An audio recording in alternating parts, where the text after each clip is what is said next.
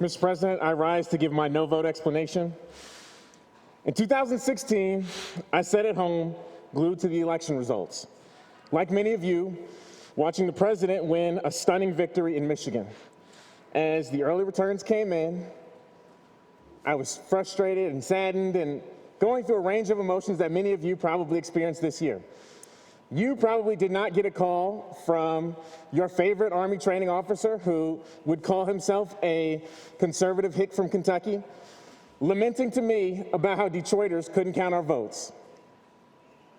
Again, you know how bad it is when somebody from Kentucky is challenging your math. I was frustrated, and especially so, when President Trump won Michigan by just 11,837 votes. In Detroit, we were all extremely frustrated because 80 voting machines malfunctioned, and there were discrepancies in 59% of precincts. 75,000 ballots had a blank value for president, and no one cried about voter fraud. No one sought investigations. No one asked what happened, except maybe the presiding officer, who, in outrage, decided to run for clerk because he, like I, saw change needed and necessary.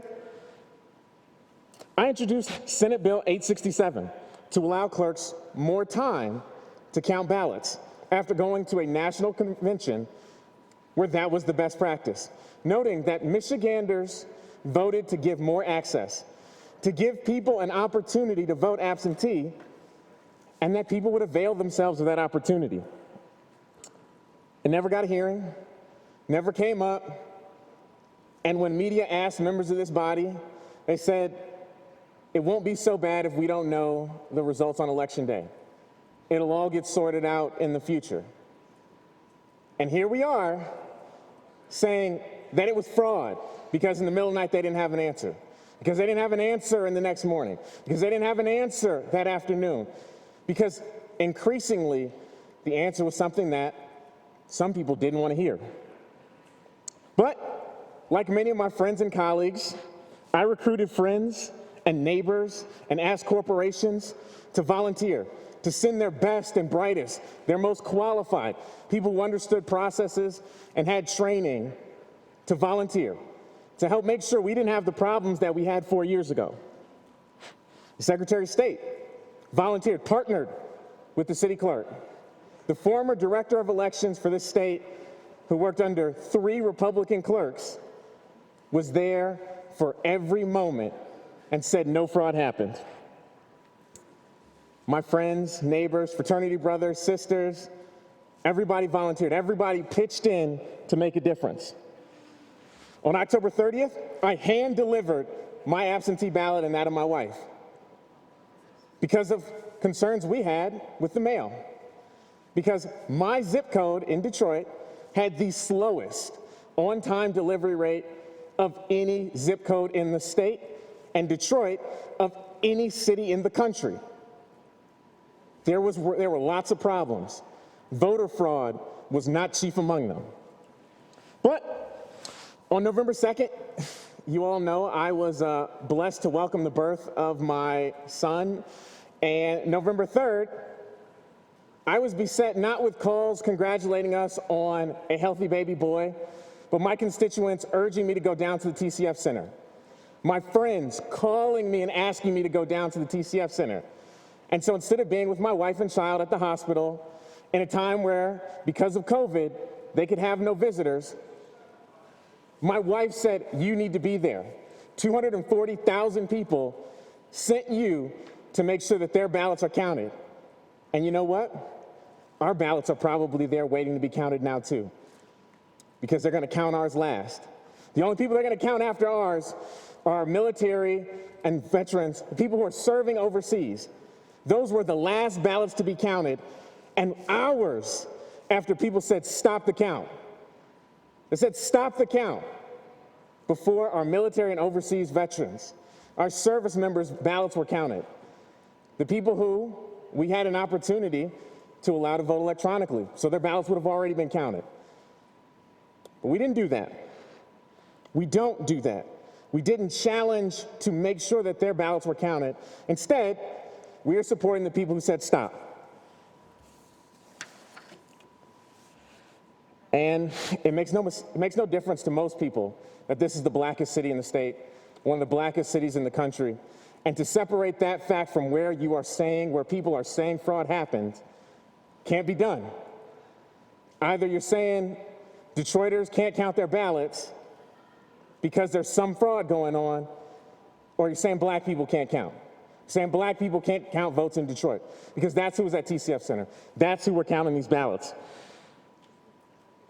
Let me take some of the guesswork out of what I saw at the TCF Center. I saw people who came from all over this state, some from across the country, and journalists from around the world to see this spectacle that Detroit had become, that we allowed because we did not give the clerk the time to count ballots ahead of time. I talked to reporters from Germany, from Australia, from Sweden, from Japan, because they couldn't understand how our democracy was so broken that people would come and say, stop counting ballots.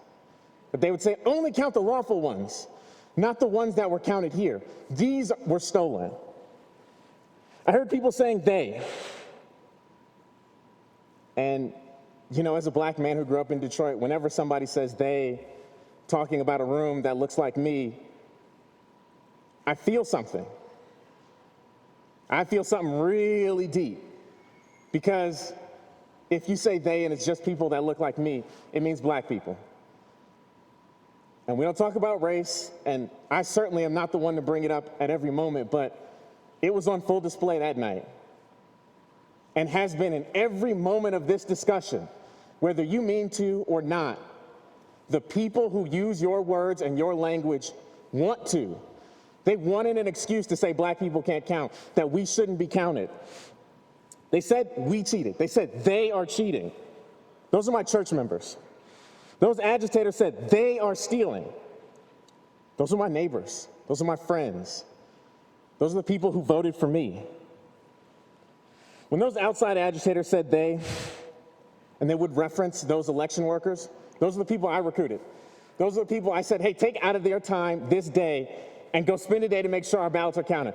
Go spend a day to make sure that we don't have a year like we did 4 years ago.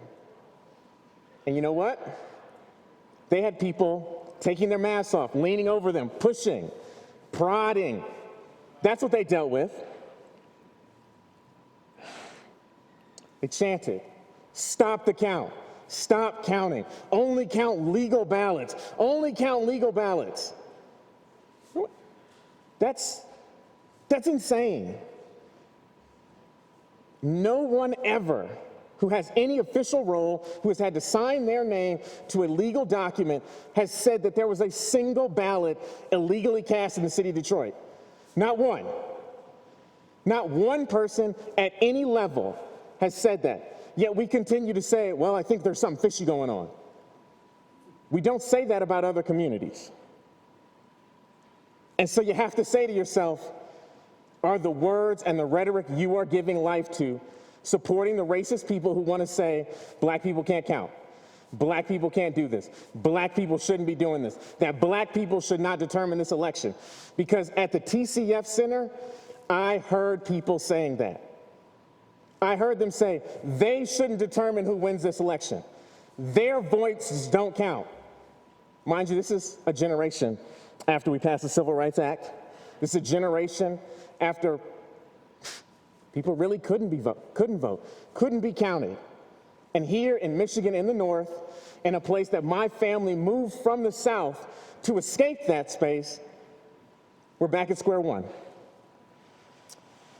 But, you know, after they caused the scene, after they said stop, they sang, they danced, they chanted, they brought out their guitars, they sang Christian songs, and that's the dichotomy. They were good Christians. They were the good people, the people who were just here to protect their election, to protect their country. But when they say that, they meant protect it from me. They meant protect it from people that look like me, who would steal it from them because I don't have any right to this country, because I had no right to vote, because I had no right. That's what they want to protect you from, to protect you from me. When my friends wanted to protect us, they volunteered. They signed up, they worked the polls, because they never wanted, and they never ever wanted for people across this country, across the world to say they messed it up in Detroit. Because that's what they did 4 years ago. They said we didn't show up, we didn't vote. That's the problem.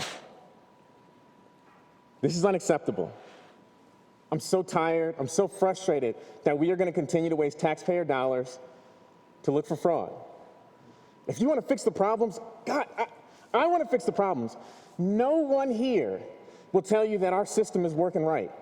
No one will tell you that we are doing all the things that we can to make sure that every single ballot is counted, that every single person gets the opportunity to vote.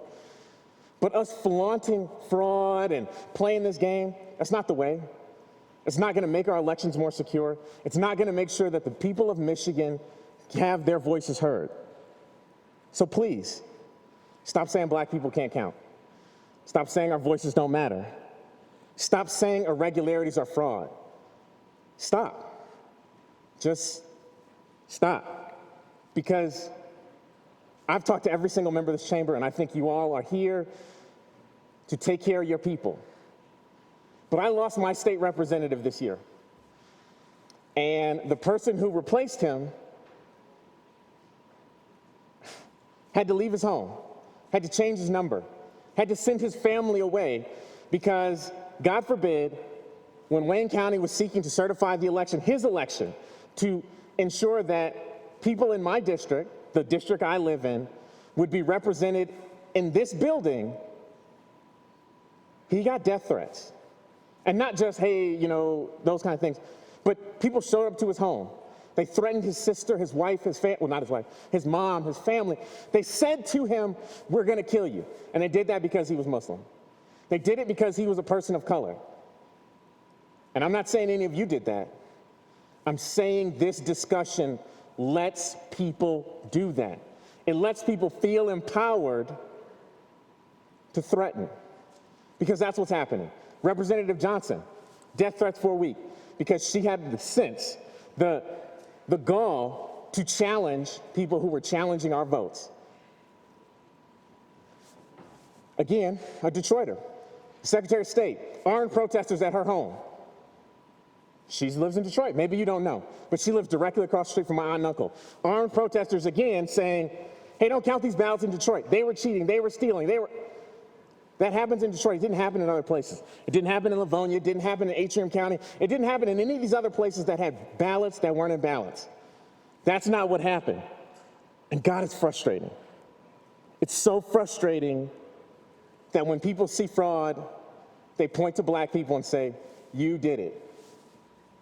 This is what happens when we let you do things.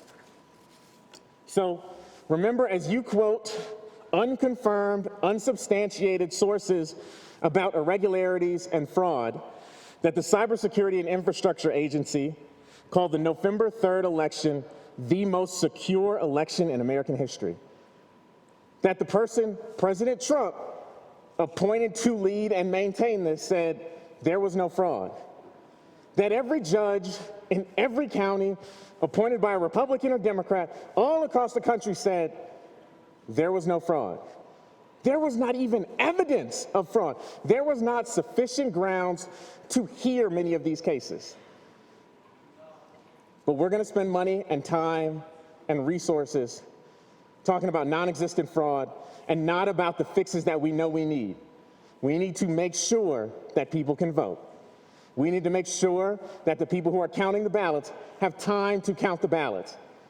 And we need to make sure that we have real processes and procedures to count ballots when they're out of balance, to count precincts when they're out of balance, to do robust recounts and audits, and to do all of those things without saying that user error and irregularities are fraud, but to say, hey, people are going to make mistakes. The only way we make our system robust and strong is if it has natural checks and natural balances. So when this body is ready to work on real fixes, on real solutions, I'm the first person to sign up, because I don't ever want to look at an election again and say, to have to defend that black people can count ballots, that black people are not committing voter fraud. because every discussion about voter fraud has been pointed and directed to a black community. And I'm not saying that that's what this body is trying to do. I'm saying every time you bring it up, some racist person uses it to fuel their argument because they say, see, the Senate, they see something, they know there's something, and they're too politically correct to really say that those black people can't do it, but that's what they're using it for. That is how your words and your actions are being used. And I don't think that's what you want. So please stop. Please stop. Mr. President, I ask that my remarks be printed in the Journal.